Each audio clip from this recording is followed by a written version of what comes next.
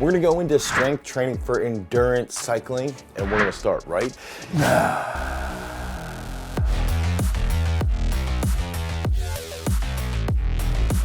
Oftentimes when I think about strength training for endurance cycling, I do compare this to the world of the marathon, okay?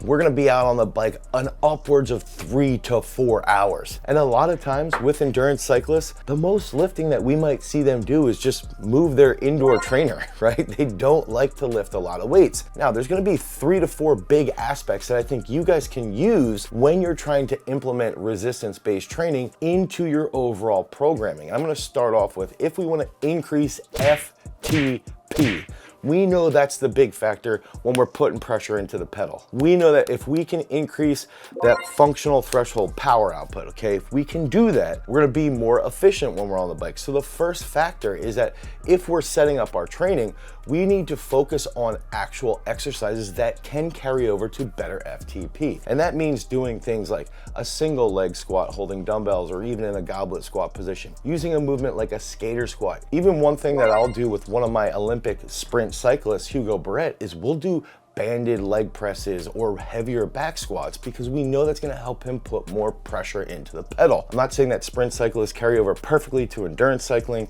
but there are some carryovers, and that higher level of FTP can carry over from some resistance-based training. So one thing I will say is that if we're selecting those right movements for endurance-based cycling, that will pay off big time. The second big factor that I'm gonna bring up, one thing that endurance cyclists struggle with is that they'll train for an hour or an hour and a half, right? And we'll go through that hour and a half cycle, and they'll do this for 10 to 12 weeks. And then what they end up struggling with is they wanna go out and they wanna do 100K, which might be 3 to 4 hours of riding, and they end up dying off hard, okay? They can't handle that. And the reason why they can't handle it is they're not training for those 3 to 4 hour rides, but they're also not applying constant pressure into the pedal. So there's a couple different factors here. One thing, no matter what, if you're using polarized or pyramidal training, whatever periodization that you're using, what I think you could do is spend 4 to 8 weeks, maybe even longer, 8 to 12 weeks at a time if you've got the time. If you do that, okay, let's say you go 8 weeks of resistance-based training 2 days a week, maybe 3, but at least 2 days a week. So you do a leg lift here, then you do some plyometric work so that you can be a little bit twitchier, and then all of a sudden, maybe on day 3, you're doing some type of leg hypertrophy work, just working on that structural integrity of your lower back, your hips, your knees, so that your knees feel okay, right? So then as you do that for 8 weeks, then the following 8 weeks, now maybe you decrease down to 2 days of resistance-based training, but you increase your volume out on the bike and you try to focus on transitioning with that constant pressure. If you're able to train the skill of constant pressure into the pedal, and you're improving that FTP and you're increasing the overall strength of your legs from the resistance-based training, that should carry over really, really well, okay? That's a unique way to use these methods. The third big aspect, a lot of endurance cyclists also will train, you know, we all have jobs, right? So if we're training during the week, we might only get 2 rides in that are 45 minutes to 60 minutes. Then on the weekend, on a Saturday or Sunday, we wanna go for longer rides, 2.5, 3 hour rides. One thing that we can do again is go back to, all right, if we're 20 weeks out from a big race or something like this, what we can do then is say, okay, for the first 6 to 10 weeks, during the week, let's get on an indoor rider, okay, let's get on an indoor trainer and just hit like 30 minutes on the bike. 30 minutes on the bike. And there's actually research that will show that just a little bit of aerobic work prior to doing resistance training can lead to stronger muscles. A quicker adaptation period actually has been shown to occur. And this is specifically done with people on bikes. Okay, so let's say we go 25, 30 minutes on an indoor trainer, we rest about 10 minutes, and then we do 35 to 40 minutes of resistance-based training in the weight room. Now, here's another big kicker. If we're doing this, okay, if we're setting this up and we're working through those key components, we want to improve our dynamic trunk control. So we might do a dynamic movement like a dumbbell snatch or a power clean, and we want to catch that with an upright trunk and we're not falling all over the place. We can do goblet squats, we can do walking lunges, we can do things in a unilateral position.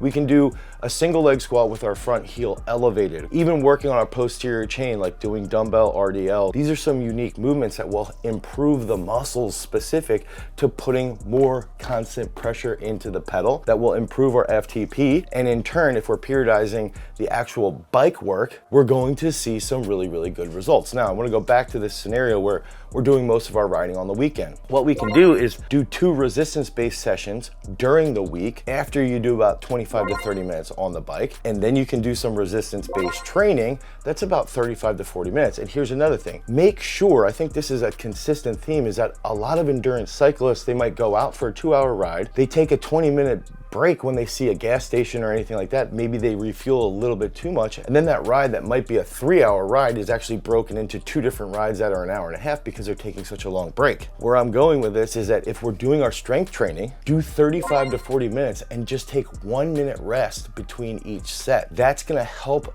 our muscles get stronger. It will improve our bone density, which is another big factor around strength training for endurance cycling. And then on top of that, it's gonna prepare you to get used to putting constant pressure into the pedal.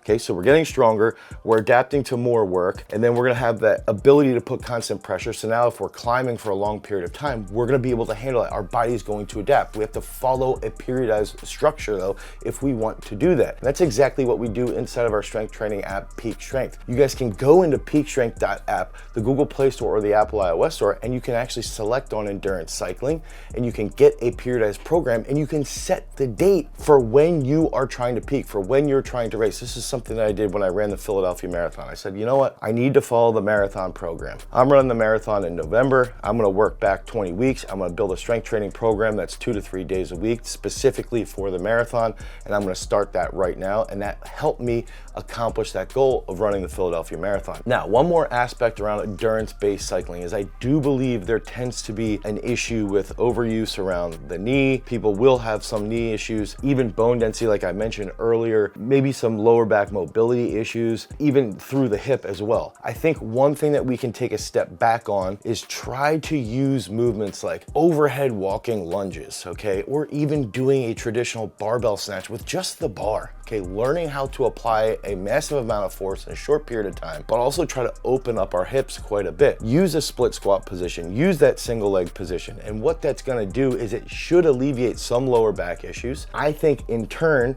when you're working through those specific ranges of motion, it's also gonna lengthen your glutes a little bit more, which will help you put a little bit more force into the pedal.